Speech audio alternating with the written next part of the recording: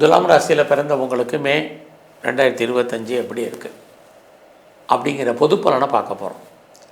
இந்த மே மாதத்தில் பெரிய முக்கியமான விஷயம் குரு பகவானுடைய பெயர்ச்சி இந்த மே 14ஆம் தேதி இருக்குது. கரெக்டாக இது வரைக்கும் உங்களுடைய 8ஆம் இடத்துல சஞ்சரிச்சிட்டு இருந்த குரு பகவான் உங்களுடைய ராசிக்கு 9ஆம் இடத்துக்கு போகிறார்.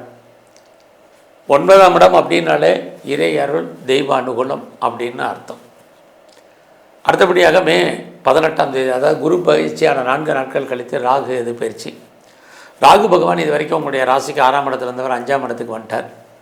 கேது 12ஆம் இடத்துலேருந்து 11ஆம் இடத்துக்கு வர்றார். ஏற்கனவே உங்களுடைய துலாம் ராசிக்கு சனி பகவான் 6ஆம் இடத்துல இருக்கார்.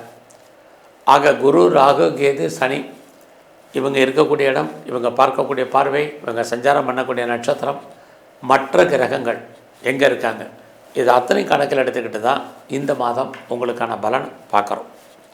ஒரு பக்கம் குரு பகவான் மே 14க்கு அப்புறம் உங்களுடைய இறையருள் கிடைப்பதற்கான வாய்ப்பு, எதிர்பாராத நீண்ட தூர ஸ்தல யாத்திரை போகிறதுக்கான சூழ்நிலைகள் அல்லது அடிக்கடி தெய்வ தரிசனம் ஏற்படுவதற்கான வாய்ப்புகள், இது அத்தனையும் உங்களுக்கு இருந்துக்கிட்டே இருக்குது. அது மட்டும் இல்லை, இந்த காலங்களில் யாரெல்லாம் ஹையர் ஸ்டடி பண்ணணும்னு நினைக்கிறீங்க இந்த மாதத்தில், அல்லது ஹையர் ஸ்டடிக்காக நான் அதர் ஸ்டேட் போகணும், அதர் கண்ட்ரி போகணும், அப்ராடு போகணும், வெளிநாட்டில் போய் படிக்கணும்னு யாரெல்லாம் ஃபீல் பண்ணுறீங்களோ ஹார்ட் ஒர்க் பண்ணுங்கள்.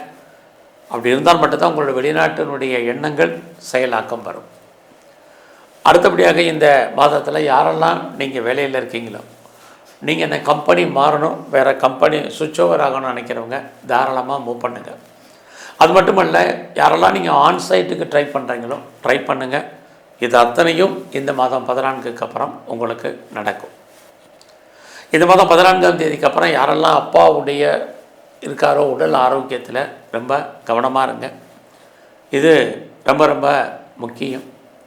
இன்னொரு பக்கம் உங்களுடைய ராசிக்கு 9ஆம் இடத்துல குரு இருந்து உங்கள் ராசியை பார்க்கறது, இறையருள் கிடைப்பதற்கான வாய்ப்பு நிறையா உண்டு. அது மட்டும் இல்லை, நான் ஃபர்தராக ரிசர்ச் பண்ணுறேன், பிஹெச்டி பண்ணுறேங்கிறவங்க தாராளமாக பண்ணுங்கள். ஆல்ரெடி நீங்கள் பண்ணிகிட்டு இருந்தீங்கன்னா டெஃபினட்டாக நீங்கள் பாஸ் பண்ணுவீங்க.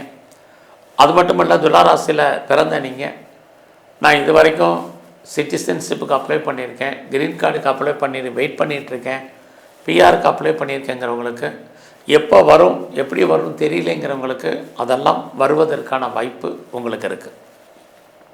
இந்த மாதம் உங்களுடைய பொருளாதார நிலைகள், கையில் பணம், தனம், மணி ரொட்டேஷன் ஓரளவுக்கு பரவாயில்ல கிடையாது. இந்த மாதத்தில் நீங்கள் எதிர்பாராத விதமாக கடன் வாங்குவதற்கான வாய்ப்பு, இது அத்தனையும் உங்களுக்கு உண்டு. இந்த மாதத்தில் உங்களுடைய முயற்சிகள் எப்படி இருக்குன்னு பார்க்குறோம். ஒரு பக்கம் உங்களுடைய முயற்சிகள் பெரிய லெவலில் இந்த மாதம் சக்ஸஸ் பண்ணுறதுக்கான வாய்ப்பு நிறையா இருக்குது. அதில் குறிப்பாக 23ஆம் தேதிக்குள்ளே நீங்கள் என்னவாக ஆகணும்னு ஆசைப்படுறீங்களோ அது சம்மந்தப்பட்ட விஷயங்களில் முயற்சி பண்ணுங்கள். இந்த மாதம் 23ஆம் அடிக்கடி பயணத்தால் நன்மை, அல்லது உங்களுடைய ப்ராஜெக்ட் சக்ஸஸ்ஃபுல் ஆகிறதுக்கான சூழ்நிலைகள், இது அத்தனையும் இருக்குது. லைஃப்பில் உங்களுக்கான எய்ம் என்ன, உங்களுடைய பெரிய லெவலில் ஆம்பிஷன் என்ன, நோக்கம் என்ன, அதை எப்படி ஃபுல்ஃபில் பண்ணுறது அப்படிங்கிற பிளானிங்கை பண்ணுங்கள்.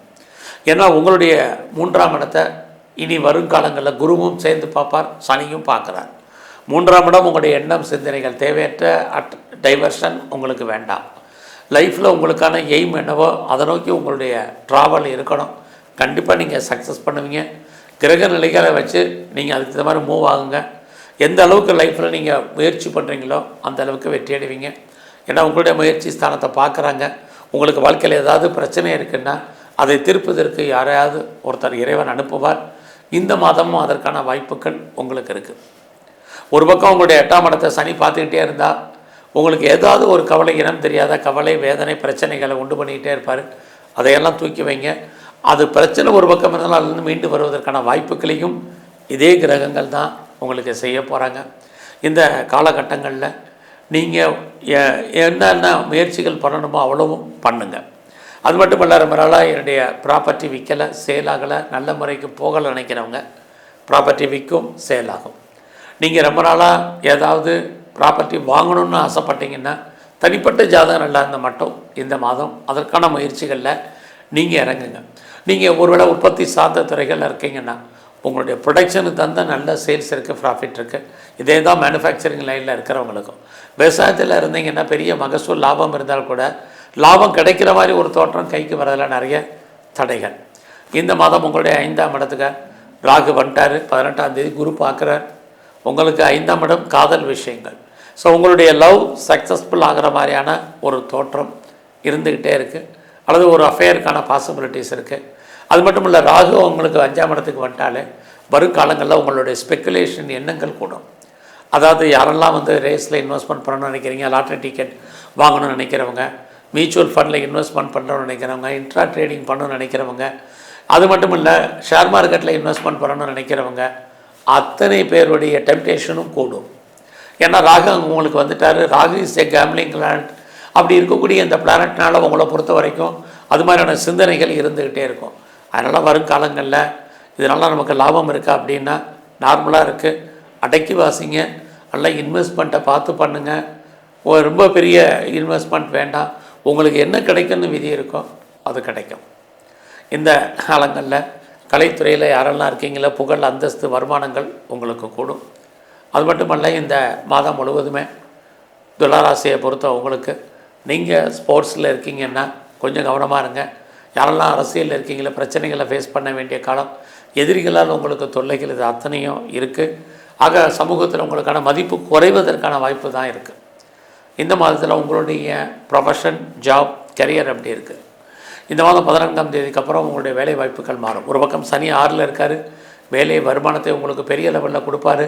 நீங்கள் சும்மா இருப்பதற்கான வாய்ப்புகள் இல்லை. யாரெல்லாம் ஏஜ்டாக இருக்குது, வயசாயிருச்சு, நீங்கள் வேலை தேடுறீங்கன்னா கண்டிப்பாக வேலை உண்டு. நான் பார்க்கும் வேலையை விட்டு வெளியில் வந்துட்டேங்கிறவங்களும் ட்ரை பண்ணுங்கள், பெட்டர் ஜாப் இருக்குது. இனி வேலையை விட்டு தூக்கிட்டாங்கிறவங்களும் ட்ரை பண்ணுங்கள், நல்லது ஒரு வேலை உங்களுக்கு இருப்பதற்கான வாய்ப்பு இந்த மாதத்தில் உங்களுக்கு இருக்குது. பட் அதே சமயத்தில் சனி பகவான் உங்களுடைய 8ஆம் இடத்தை பார்க்குறதுனால வேலையில் ஒர்க் ப்ரெஷர் இருக்கும், ஒர்க்கில் லோடு இருக்கும், டென்ஷன் இருக்கும், ஒரீஸ் இருக்கும், வெளியே சொல்ல முடியாத பிரச்சனைகள் இருக்கும், சுப்பீரியர் உங்களுக்கு கோஆப்ரேட் பண்ணுறதுல நிறைய தடைகள் இருக்குது. அது மட்டும் இல்லை, உங்களுடைய கொலீக்ஸும் சப்போர்ட் பண்ண மாட்டாங்க. ஸோ வேலை இருக்குது, தக்க வைக்கிறதுக்கு என்னெல்லாம் நீங்கள் உடல் உழைப்பு விஷயங்களில் ஈடுபடுறீங்களோ நல்லது, இல்லைன்னா வேலையில் பிரச்சனைகள். இந்த மாதத்தில் உங்களுக்கு பெரிய லெவலில் லோன் இருக்குது, இஎம்ஐ இருக்குது, கடன் இருக்குங்கிறவங்க உடல் ஆரோக்கியத்தை பற்றி கவலைப்படாதீங்க. இல்லைன்னா ஹெல்த் கண்டிஷனில் ரொம்ப கவனம். இந்த மாதம் அவசியம் இருந்த நிலையை லோன் வாங்காதீங்க, அதுவும் ரொம்ப முக்கியம். கவர்மெண்ட் சம்மந்தப்பட்ட அத்தனை விஷயங்கள்லேயும் நீங்கள் இந்த மாதம் எச்சரிக்கையாக இருங்க.